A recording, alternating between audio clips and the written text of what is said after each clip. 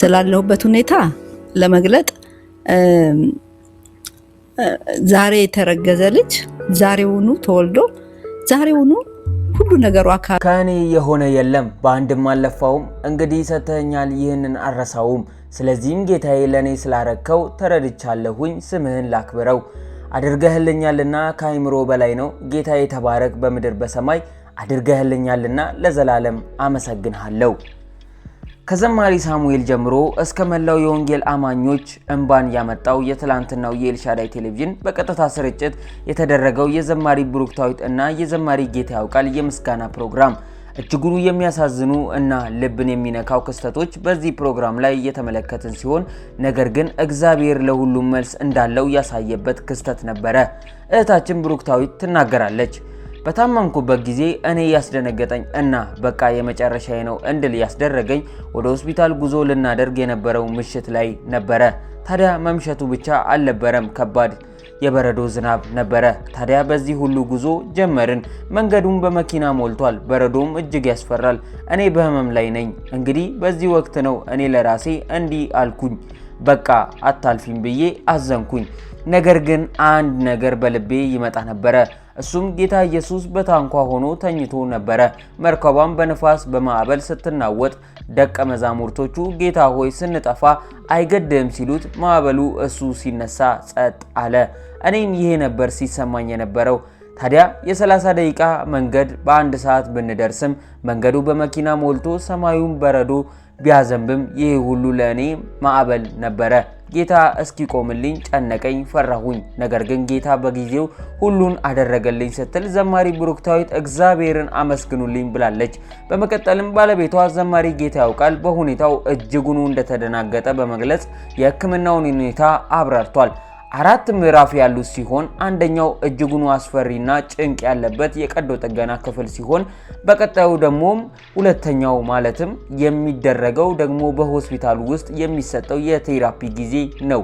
ሶስተኛው ደግሞ በቤት ውስጥም የሚደረገው እንቅስቃሴ ሲሆን የመጨረሻውና አበቃለት የሚባለው የተመላላሽ ሕክምና ስትጀምር መሆኑን በኤልሻዳይ ቲቪ ላይ አስረድቷል። ታዲያ ከባዱ የሚባለውን ጊዜ ጌታ በቸርነቱ ስላሻገራቸው ምስጋናን ለጌታ ብቻ ይሁንልን ብሏል። ሌላኛው ደግሞ የብሩክታዊትን ህመም እየተከታተለ ሲያቀርብልን የነበረው ወንድማችን የሆነው ዘማሪ ሳሙኤል እጅጉኑ በንግግራቸው ልቡ እንደተነካና እንባውን እየያዘ እግዚአብሔር ለዚህ እንኳን አበቃችሁ ሲል ተደምጧል። መዝሙረኛው ዳዊት እንዲህ ይላል፣ ተርፌ በህይወት እኖራለሁ እንጂ አልሞትም፣ የእግዚአብሔርን ሥራ ገና እናገራለሁ ይለናል። መዝሙር ምዕራፍ 118 ከቁጥር 17። ወደ ሌላኛው መረጃችን ስንሻገር ደግሞ ዘማሪ ሶፊያ ሽባባው ያጋራችሁ መልእክት እንዲህ ይል ነበረ። በዘፈን ቴዲ አፍሮን በልጣዋለሁ አለች ብላችሁ ሙሉ ሐሳቡን አስቀርታችሁ አንዷን ቃል ብቻ ቆርጣችሁ ለማለት ያልፈለኩትን አስብላችሁ በሐሰት አስወቀሳችሁኝ። በገዛ እምነቷ ተከታዮች ተቃውሞና ትችት እንዲበዛባት አድርገን ሲመራት እምነቷን ትቀይራለች ብላችሁ የምትደክሙ ወገኖቼ ባሁኑ አልተሳካም።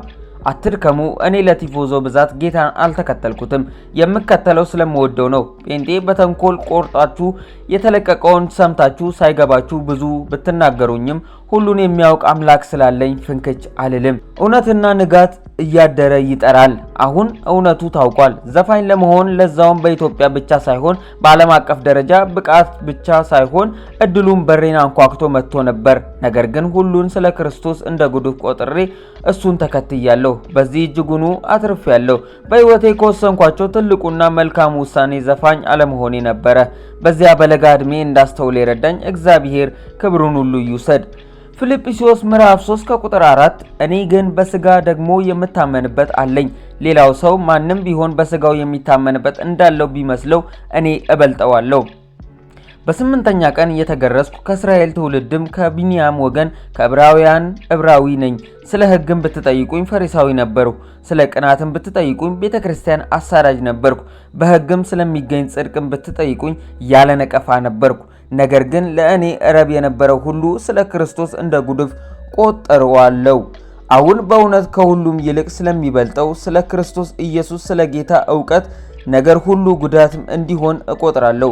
ስለ እርሱ ሁሉን ተጎዳው ክርስቶስን አገኘው ዘንዶም በክርስቶስ በማመን ያለውን ጽድቅ ማለትም በእምነት ከእግዚአብሔር ዘንድ ያለውን ጽድቅ እንጂ ከሕግ ለእኔ ያለውን ጽድቅ ሳይሆንልኝ በእርሱ እገኝ ዘንድ ሁሉን እንደ ጉድፍ እቆጥራለሁ በማለት ያስተላለፈችው መልእክት እጅጉኑ አነጋጋሪ ሆኗል። ብዙ ሰዎችም ሐሳብና አስተያየቶቻቸውን እያሰፈሩላት ይገኛል። እናንተስ በዚህ ጉዳይ ላይ ምን ሐሳብ አላችሁ? እኛም ወደ ቀጣዩ መረጃችን እንሻገር።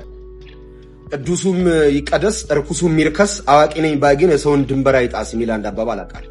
ከሰሞኑ ሌላ ጋር ተያይዞ በጣም ብዙ ነገር የተባለ ነው። እኔ ግን እዚች ነገር በጣም ቀልቤና ጆሮዬን ስለሳበች ነው።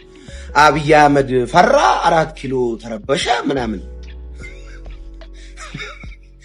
አብይ አህመድ ፈራ ሄቼቼ በእውነት ፈርቶ ስልጣን ላይ ከመምጣቱ በፊት በምስራቅ አፍሪካ ውስጥ በገንዘብም በሴኩሪቲ አቋማም አንቱታን ያተረፈችን ህወሓት የምትባል ግዙፍ ድርጅት ለማሽመድመድ እያሳሳቀ መለስ እግር ስር ቁጭ ብሎ በረከት ስምኦን የሚባል ጃይንት ሰው ሸውዶ እና አቦይ ስብሃትን ባልጠበቁት መንገድ ድርጅቱን እንዳልነበረ አድርጎ ስልጣን ላይ ከመጣ በኋላ እንኳን ችግኝ ሲተክል፣ ኳስ ሲጠልዝ፣ ሲስቅ ሲያሳቅቅ፣ እናቶችን ሲስም፣ በየሀገሩ ቱር ሲያደርግ በቃ አይሆንም ብለው እንደፈለጉ ሊጫወቱ ሲሞክሩ አሽመድምዶ አስቀምጦ ዛሬ ላይ ከዛሬ 9 እና 8 ዓመት በፊት የኢትዮጵያ ወታደር ቼክ ብታረግ በብሔር ተቧድኖ ቃታ ሊሳሳብ ጥቂት የቀረውን ወታደር እንደ አዲስ አደራጅቶ የሀገራዊ ሜንታሊቲ እንዲኖረው ወታደሩን አድርጎ ዛሬ ኢትዮጵያ ወታደሩ ፊት ብሔር ብታወራ በጥፊ ነው የሚጨረግድ። ጉዳዩ አይደለም። ኢትዮጵያ ወታደር ኢትዮጵያ የሚል ሜንታሊቲ ወታደር ውስጥ ገንብቶ ከእግረኛ እስከ ስፔሻል ፎርስ እስከ አየር ኃይል በምስራቅ አፍሪካ ግዙፍ የወታደር ተቋም የገነባን ሰውዬ በግጥም ይፈራል ማለት ነው። ያውም በለጨና በተጻፈ ግጥም አስፈርቶት አብይ አህመድ ዌልካም ና እስቲ እናውራ። አብይ አህመድ አሊ ስልጣን ላይ ከመጣ በኋላ በሱ ስልጣን ላይ መምጣት ምክንያት በርካታ የውጭ ሀገር ተቃዋሚዎች መጡ። በሰላም ሀገር ላይ ኑሩ ተባሉ። እድሉን አልተቀበሉም። እኔና አብይ ነን ሁለት መንግስት ነን ሲሉ ግርማ የሌለው ሞገሳቸውን ገፎ በሸሚዝና በካራባት አረጋቸው። ይሄው እንደ እብድ በየሚዲያው ሲናከሱት ያለ ቀለው እንደ ሶቪየት ህብረት ፈልቶ የቀዘቀዙ ሽማግሌዎች ሀገሪቱን መጫወቻ አያረጓትም ሽግግር መንግስት። እንግዲህ በዛሬው በፋሪስ ሚዲያ ላይ ልናስመለከታችሁ የነበረው መረጃ ይህንን ይመስል ነበረ። እናም በዛሬው መረጃችን ደስተኛ ከሆኑ እናንተም ውድ ተከታታዮቻችን ቪዲዮ ላይክ እና ሼር በማድረግ ይህ ቪዲዮ ለብዙ ሰዎች እንዲደርስ ያድርጉት እንላለን። እንዲሁም ሐሳብና አስተያየቶች ካሏችሁ በሐሳብ መስጫ ሳጥን ስር ያስቀምጡልን። እኛም ሐሳብና አስተያየቶቻችሁን የምንመለከት ይሆናል። እናንተም በዚህ በፋሪስ ሚዲያ ላይ የተሰማችሁን ሐሳብና አስተያየቶችን ያስቀምጡልን ስንል እንጠይቃለን። እንግዲህ ለፋሪስ ሚዲያ ቤት አዲስ ከሆናችሁ ቤቱን ሰብስክራይብ በማድረግ ቤተሰብ ይሁኑ እንላለን። እንዲሁም መረጃ በፍጥነት እንዲደርሳችሁ የደውል ምልክቷን ይጫኑ። እኛም እንግዲህ በየዕለቱ እየተከሰቱ የሚገኙ አዳዲስ የሆኑ መረጃዎችን ከታማኝ መረጃ ምንጮች ጋር በማያያዝ ወደ እናንተ የምናቀርብ ይሆናል። እንዲሁም በዚህ ሚዲያ ላይ ታዋቂ ከተባሉ ሰዎች የህይወት ተሞክሮ በመነሳት ለእናንተ በሚሆን መልኩ ከመጽሐፍ ቅዱስ ጋር በማገናኘት የምናቀርብላችሁ ይሆናል። ታዲያ እናንተም እስካሁን ሰብስክራይብ ካላደረጋችሁ ሰብስክራይብ ያድርጉ፣ ቤተሰብ ይሁኑ እንላለን። እንዲሁም የደውል ምልክቷን መጫን እንዳይዘነጉ።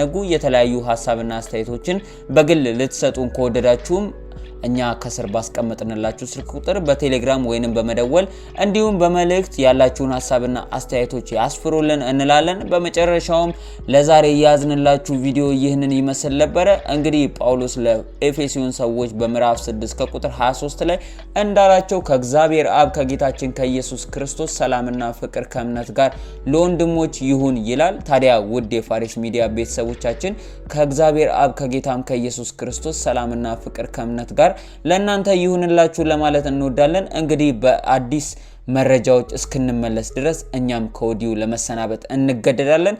እስከ ቪዲዮአችን ፍጻሜ አብራችሁን ለነበራችሁ የከበረ አክብሮታችንን እየገለጽን እኛ ከወዲሁ ተሰናበትን። ቸር ሰንብቱ።